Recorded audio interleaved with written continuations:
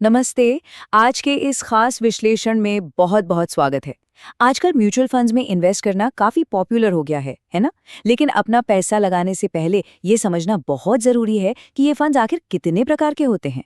सोचिए कि सेबी सीबीआई की तय की हुई ये 11 इक्विटी कैटेगरीज किसी मास्टर शेफ के मेन्यू की तरह हैं। बाजार में सही दांव लगाने के लिए हमें इस मेन्यू को समझना ही होगा। तो चलिए बिना किसी देरी के इक्विटी म्यूचुअल फंड्स के इन रहस्यों से पर्दा उठाते हैं।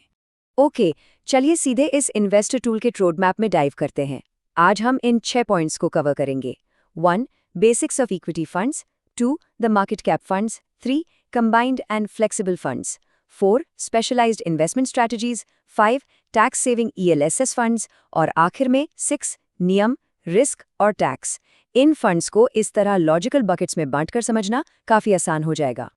तो हमारा पहला सेक्शन है number 1, basics of equity funds. देखिए, सेबी ने म्यूचुअल फंड्स को कई अलग अलग कैटेगरीज में डिफाइन किया है, जैसे डेट फंड्स, हाइब्रिड फंड्स और सोल्यूशन ओरिएंटेड स्कीम्स।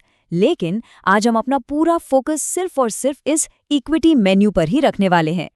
आगे बढ़ते हैं नंबर 2 पर, द मार्केट कैप फंड्स। ये फंड्स हमारी पहली बकेट है। अब इसे ऐसे समझिए कि सेबी की गाइडलाइंस एक बहुत ही सख्त रेसिपी की तरह काम करती हैं। ये रेसिपी फंड मैनेजर को बिल्कुल साफ तौर पर बताती है कि उसे किन साइज की कंपनियों का इस्तेमाल करना है। अपनी मर्जी से कुछ भी इधर उधर नहीं किया जा सकता। और ये शानदार तरीके से समझाता है कि लार्ज, मिड और स्मॉल कैप फंड्स के पैरामीटर्स कितने सख्त हैं। देखिए, लार्ज कैप फंड्स में टॉप 100 कंपनियों में कम से कम 80% पैसा लगाना अनिवार्य है, जहां रिस्क और रिवॉर्ड दोनों थोड़े कम या मॉडरेट होते हैं। मिड कैप में उन कंपनियों में 65% इन्वेस्टमेंट होती है जिनकी रैंक 101 से 250 के बीच है। यहाँ रिस्क थोड़ा बढ़ जाता है। और स्मॉल कैप, यहाँ 251 रैंक के बाद वाली छोटी कंपनियों में 65% पैसा लगता है। मतलब सीधा सा है, जैसे जैसे कंपनी का साइज छोटा होगा, रिस्क और रिवॉर्ड दोनों काफी ज्यादा बढ़ जाएंगे। अब आते हैं नंबर 3 पर, कंबाइंड एंड फ्लेक्सिबल फंड्स। इस दूसरी बकेट में फंड मैनेजर्स अलग अलग साइज की कंपनियों को एक साथ मिलाते हैं। वो बिल्कुल उन शेफ्स की तरह काम करते हैं जो रिस्क और रिवॉर्ड के बीच एक परफेक्ट बैलेंस बनाने के लिए अलग अलग सामग्रियों को बहुत ही सावधानी से मिलाते हैं। अब जो बात सबसे दिलचस्प है वो है मल्टी कैप फंड की गणितीय रेसिपी, जो कि बहुत ही सख्त है। एक फंड मैनेजर को लार्ज कैप में 25%, मिड कैप में 25% और स्मॉल कैप में 25% इन्वेस्ट करना ही होता है। ये कुल मिलाकर 75% हो गया। बाकी बचा हुआ 25% वो अपनी मर्जी से कहीं भी डाल सकता है। लेकिन वो जो 75% का नियम है ना, वो बिल्कुल पत्थर की लकीर है। मल्टी कैप फंड्स और फ्लेक्सी कैप फंड्स के बीच का ये अंतर काफी मजेदार है। एक तरफ हमारे पास मल्टी कैप फंड्स हैं जो बहुत ही सख्त और अनुशासित है, वो 25-25-25 का नियम मानना ही पड़ता है। लेकिन दूसरी तरफ फ्लेक्सी कैप फंड्स हैं। इनका स्ट्रक्चर काफी लचीला होता है। यहाँ फंड मैनेजर के पास पूरी आज़ादी होती है कि वो मार्केट की स्थिति के हिसाब से लार्ज, मिड और स्मॉल कैप के बीच फंड्स को अपनी समझ और रचनात्मकता से मूव कर सके। लेकिन रुकिए, इस आज़ादी की भी एक शर्त है। फ्लेक्सी कैप मैनेजर को भले ही ये तय करने की पूरी छूट हो कि किस कैप में कितना पैसा डाला जाएगा, लेकिन टोटल इन्वेस्टमेंट का कम से कम 65% हिस्सा हर हाल में इक्विटी में ही रखना होता है। ये वो अनिवार्य नियम है जिसे किसी भी सूरत में तोड़ा नहीं जा सकता। इसी हाइब्रिड बकेट में एक और दिलचस्प फंड आता है, large and mid cap fund. जैसा कि नाम से ही जाहिर है, ये 70% फंड्स को टॉप 250 कंपनियों में लॉक कर देता है। मतलब 35% लार्ज कैप में और 35% मिड कैप में इन्वेस्ट करना जरूरी है, और बाकी का जो 30% हिस्सा बचता है वो फंड मैनेजर की क्रिएटिव एलोकेशन के लिए छोड़ दिया जाता है, जिसे कहीं भी लगाया जा सकता है। चलिए आगे बढ़ते हैं नंबर 4, स्पेशलाइज्ड इन्वेस्टमेंट स्ट्रैटेजीज पर। देखिए, अभी तक हमारी बात मार्केट कैपिटलाइजेशन यानी कंपनी के साइज के इर्द गिर्द हो रही थी। लेकिन इस तीसरी बकेट में हम उन खास अप्रोच को देखेंगे जो कंपनी के साइज पर नहीं, बल्कि एक विशेष फिलॉसफी या विचारधारा पर आधारित होती है। इस कैटेगरी में सबसे पहले आते हैं फोकस्ड फंड्स। ये फंड्स पूरी तरह से फंड मैनेजर के दृढ़ विश्वास यानी कन्विक्शन पर टिके होते हैं। एक फोकस्ड फंड के पोर्टफोलियो में अधिकतम 30 स्टॉक्स ही दिखेंगे, आमतौर पर 20 से 30 के बीच। फंड मैनेजर जिन गिने चुने स्टॉक्स को लेकर सबसे ज्यादा कॉन्फिडेंट होता है, वो सारा पैसा उन्हीं चुनिंदा कंपनियों में लगा देता है। इसके बाद नंबर आता है वैल्यू या कॉन्ट्रा फंड्स का। ये एक बहुत ही यूनिक फिलॉसफी है। वैल्यू फंड्स में ऐसे स्टॉक्स चुने जाते हैं जो फिलहाल अंडरवैल्यूड है, मतलब आज उनकी कीमत कम है लेकिन भविष्य में उनके बढ़ने की काफ़ी संभावना है।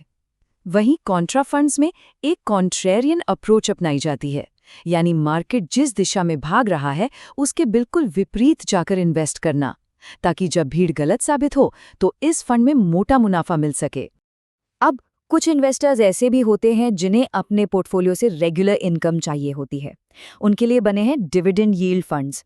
ये फंड्स विशेष रूप से सिर्फ उन कंपनियों में इन्वेस्ट करने पर फोकस करते हैं जो शेयर धारकों को हाई डिविडेंड यानी ज्यादा लाभांश देने के लिए जानी जाती हैं। और हाँ, अगर किसी विशेष इंडस्ट्री को लेकर बुलिश रुझान है तो सेक्टोरल या थीमैटिक फंड्स काम आते हैं, जैसे इंफ्रास्ट्रक्चर, डिफेंस, एफएमसीजी, बैंकिंग या ईएसजी जैसे सेक्टर्स। लेकिन यहाँ ध्यान देने वाली बात यह है कि चुने हुए थीम में 80% इन्वेस्टमेंट करनी ही होती है, चाहे वो कंपनियां लार्ज हों, मिड हों या स्मॉल कैप। कुल 80% पैसा उसी खास सेक्टर में ही जाना चाहिए। अब आते हैं number 5, tax saving ELSS funds पर। ये चौथी बकेट इन्वेस्टर्स के बीच बेहद लोकप्रिय है। अगर इन्वेस्टमेंट करने के साथ साथ टैक्स भी बचाना है ना, तो ये कैटेगरी सच में एक अल्टीमेट ड्यूअल बेनिफिट टूल साबित हो सकती है। ईएलएसएस फंड्स के नियम बिल्कुल साफ हैं। इसमें पैसा कम से कम 3 साल तक लॉक करके रखना होता है। ये 3 साल का धैर्य रखना अनिवार्य है।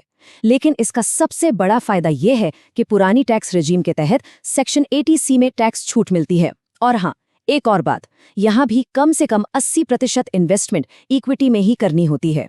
चलिए आगे बढ़ते हैं और देखते हैं कि ये सब कैसे एक साथ जुड़ता है। नंबर 6, नियम, रिस्क और टैक्स। हम अब अपने आखिरी सेक्शन पर पहुंच गए हैं। यह सेक्शन उन सभी फंड स्ट्रैटेजीज को उन यूनिवर्सल नियमों और सच्चाइयों से जोड़ता है जो हर एक इन्वेस्टर पर लागू होती हैं। चाहे कोई भी इक्विटी फंड चुना जाए, कुछ बुनियादी नियम सब पर लागू होते हैं। पहली बात, कुल फंड का कम से कम 65% इक्विटी या उससे जुड़े इंस्ट्रूमेंट्स में होना ही चाहिए। दूसरी बात, जो कि ये इक्विटी है तो ये स्वाभाविक रूप से हाई रिस्क और हाई रिवॉर्ड वाला गेम है। और सबसे अहम बात, मार्केट के उतार चढ़ाव को आराम से सहने के लिए इन्वेस्टमेंट होराइजन यानी निवेश का नजरिया कम से कम 5 से 10 साल का होना चाहिए। तो यहाँ सबसे क्रूशियल पॉइंट है टैक्स की सच्चाई को समझना। अगर 12 महीने से पहले पैसा निकाला जाता है तो शॉर्ट टर्म कैपिटल गेन्स यानी एसटीसीजी पर 20% का फ्लैट टैक्स देना होता है। लेकिन अगर इसे 12 महीने से ज्यादा तक होल्ड किया जाता है तो ये लॉन्ग टर्म कैपिटल गेन्स यानी एलटीसीजी बन जाता है। इस पर 12.5% टैक्स लगता है और इसमें भी हर साल 1.25 लाख रुपए तक की छूट मिलती है। प्रॉफिट कमाने के लिए ये गणित समझना बहुत जरूरी है। तो आज हमने सेबी के इस विस्तृत इक्विटी मेन्यू को गहराई से समझा। अब एक बड़ा सवाल ये उठता है कि इन 11 अलग-अलग कैटेगरीज और अलग-अलग टैक्स नियमों को देखने के बाद 10 साल के फाइनेंशियल लक्ष्य के साथ कौन सी स्ट्रैटेजी सबसे अच्छी तरह मेल खाती है? लंबी अवधि के लक्ष्यों को सामने रखकर आज सीखी गई बातों के आधार पर मूल्यांकन करना बेहद फायदेमंद हो सकता है। आज के इस विश्लेषण में जुड़ने के लिए बहुत-बहुत धन्यवाद। सीखते रहिए और समझदारी से